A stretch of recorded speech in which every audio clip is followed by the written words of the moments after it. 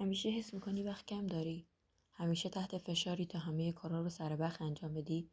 چه تو محل کار و چه توی خونه؟ اگه جواب آره است، این نکات ضروری مدیریت زمان بهت کمک میکنه تا کنترل بیشتری روی کارات داشته باشی و زمان تو بهتر مدیریت کنی. اینجا یاد میگیری چطوری هوشمندانه تر نه سخت‌تر کار کنی. 1. فضای کاری تو مرتب کن. اولین قدم برای مدیریت زمان داشتن یه فضای کار مرتبه. اگه عجله کنی مجبور میشی زمان زیادی و صرف پیدا کردن مدارک یا فایل‌ها بکنی. برای افزایش بهره‌وری اول میز و محیط اطرافتو مرتب کن و فقط چیزای ضروری رو کنار دستت داشته باش. 2. فهرست کارهاتو بنویس. یک فهرست کارها بهت کمک میکنه مسیرت مشخص بشه و بین وظایفت سردرگم نشی. همینطور وقتی میتونی بخش بزرگی از کاراتو علامت بزنی، حس رضایت بهت دست میده. بهترین روش شب قبل خواب کارا رو بررسی و فهرست روز بعد رو آماده کن تا صبح وقت خودتو روی کارهای کوچیک هدر ندی. 3. اولویت بندی کن. وقتی فهرست آماده شد، وظایفتو به ترتیب اهمیت رتبه‌بندی کن. روش انجام اون میتونه با شماره گذاری، رنگ یا حتی یادداشت ذهنی باشه. نکته مهم اینه که بدونی کدوم کار فوری تره و اونو اول انجام بدی. 4. اهداف قابل دسترسی تعیین کن. برای حفظ انگیزه هدفهای قابل دسترس تعیین کن. اگه 20 تا کار سخت داری، واضحه که نمیتونی همه رو توی روز انجام بدی.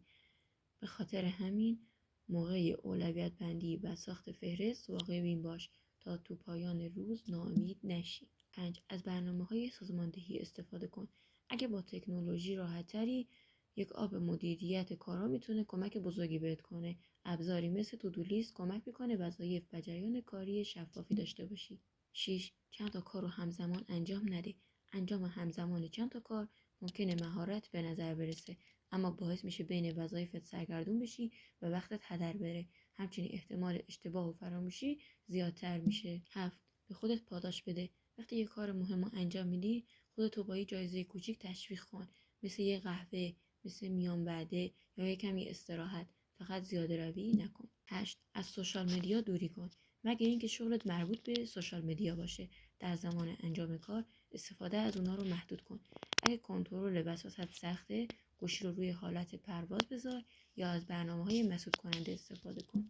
9. زمان خودتو بررسی کن. بعد از گذروندن یه هفته با برنامه جدید، ببین چقدر بهره ور بودی. شاید بتونی زمان بعضی وظایفتو کمتر کنی و برنامه‌تو اصلاح کنی. 10.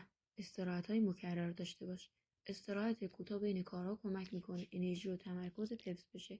نظریه‌های مختلف زمانهای متفاوتی رو پیشنهاد میدن، اما مهم اینه که خودت ببینی چه مدت میتونی متمرکز بمونی و بین کارها 15 تا 30 دقیقه استراحت کن.